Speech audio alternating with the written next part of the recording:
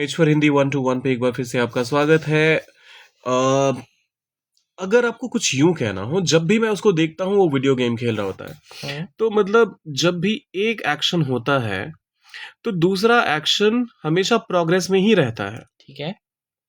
और ये सुनने में ऐसा लगता है जैसे दोनों ही कंटिन्यूअस में चल रहे हो, हम्म, लेकिन ऐसा तो है नहीं। बिल्कुल। खैर, पूरा स्ट्रक्चर भी समझेंगे और साथ में समझेंगे कि आपको इनको ट्रांसलेट करना कैसे चाहिए।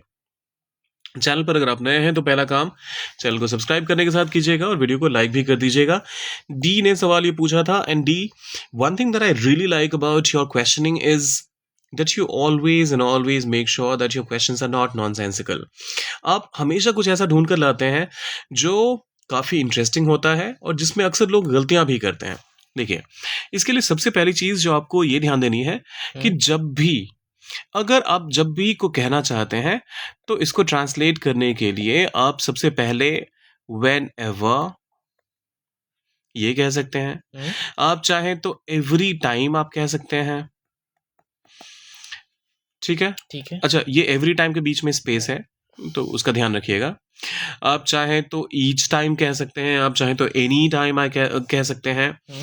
So anything that gives you a sense कि जब भी कोई एक एक्शन होता है, फिर उसके बाद आप सब्जेक्ट को डालते हैं, फिर आप वर्ब का जो बेस फॉर्म होता है या तो उसका इस्तेमाल करते हैं या फिर उसमें एस ई एस लगाकर उसका सिंगुलर फॉर्म जो होता है। तो काफी काफी हद तक क्या एग्जैक्टली आप यहाँ सिंपल प्रेजेंट का इस्तेमाल करते हैं।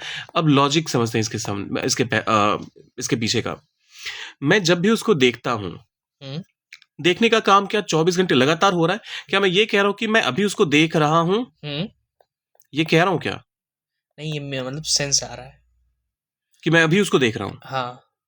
नहीं, ये तो? सेंस बिल्कुल नहीं आ रहा है। तो? इसका सेंस ये आ रहा है कि मैं अभी शायद उसको नहीं देख रहा हूँ, लेकिन मैं जब भी देखता हूँ, अच्छा, मैंने कल देखा था तो वो कल भी गेम खेल रहा था। मैंने आज दोपहर में देखा तब भी वो गेम खेल रहा था। और शाम में फिर देखा मैंने तब भी वो गेम खेल रहा था।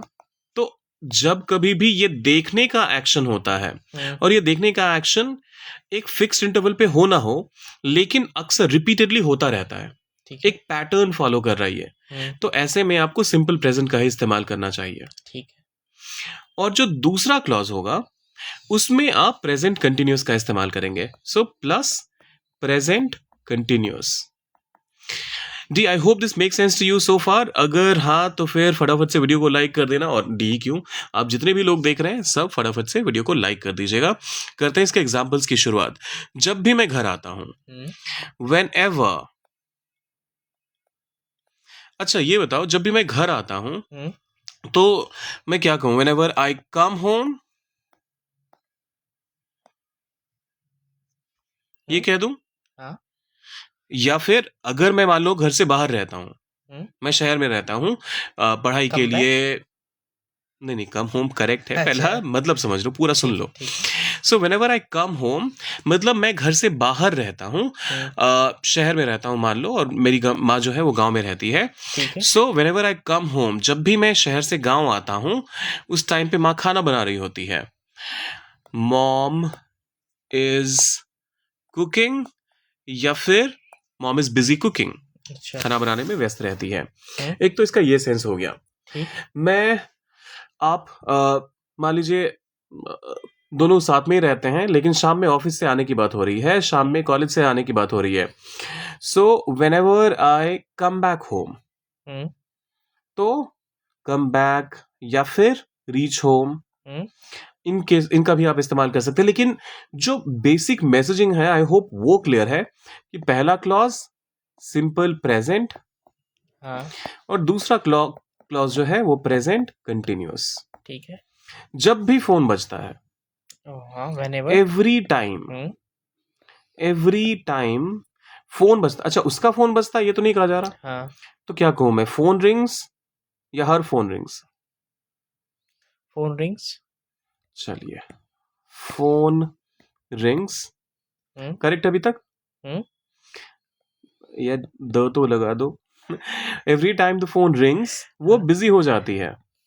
She is busy, she is getting busy. अच्छा गेटिंग बिजी, सॉरी। अब आपको ये सुन के अटपटा लगेगा, आई एम श्योर, कि गेटिंग बिजी क्यों कह दें, शी इज बिजी क्यों ना कह दें, लेकिन आपको यहाँ पर कंटिन्यूस का इस्तेमाल करना पड़ेगा कि एक एक्शन जब कभी भी होता है तो दूसरा एक्शन जो है वो कंटिन्यूस फॉर्म में चला जाता है। अच्छा, तो she is getting busy after the phone rings. जब भी बारिश होती है सड़कें गंदी हो जाती हैं। ईच टाइम बारिश होती है, इट रेन्स, सड़कें गंदी हो जाती हैं। क्या कहते हैं, the roads okay are getting dirty, getting messy, dirty, कुछ भी कह सकते हैं। जब भी मैं ऑफिस जाता हूँ, बोलिए। whenever, चलिए एनी टाइम का इस बार इस्तेमाल कर लेते हैं। Any time I go to office, there is a traffic, क्या कहेंगे इसको, jam, there is a traffic jam। Okay. अब ये बताना आप लोगों को इसलिए जरूरी था कि आप यहाँ पर ट्रैफिक जाम लग जाता है नहीं कह रहे हैं, आप ये कह रहे हैं कि ये भी एक पैटर्न है, मेरा ऑफिस जाना ये भी एक पैटर्न फॉलो करता है और जाम लगने का प्रोसेस जो है वो भी एक पैटर्न फॉलो करता है। तो हमने यहाँ पर simple present plus simple present की खिचड़ी पकाई। ठीक है, तो जब कभी भी सीरीज ऑफ इवेंट्स में एक पैटर्न हो तो आप ये वाला फॉर्मेट फॉलो करते हैं। जब भी बच्चे खेलते हैं घर गंदा हो जाता है, फिर से वही चीज, घर गंदा हो जाता है, घर गंदा हो रहा है नहीं। So, whenever the kids play, the home became messy. The house became नहीं, becomes, sorry, becomes messy. Okay. The house gets messy. The house gets dirty. Becomes नहीं, घर हो जाता है, ऐसा लगता है कि घर खुद ही हो जाता है। अच्छा, खुद को गंदा कर लेता है, तो becomes का इस्तेमाल यहाँ पर अवॉइड करते हैं हम। ठीक है। The house gets messy या फिर gets dirty। जब भी मैं सोने जाता हूँ पड़ोसी म्यूजिक बजाते हैं, फिर से मतलब बड़े गंदे पड़ोसी हैं वैसे तो, लेकिन every time I go to sleep,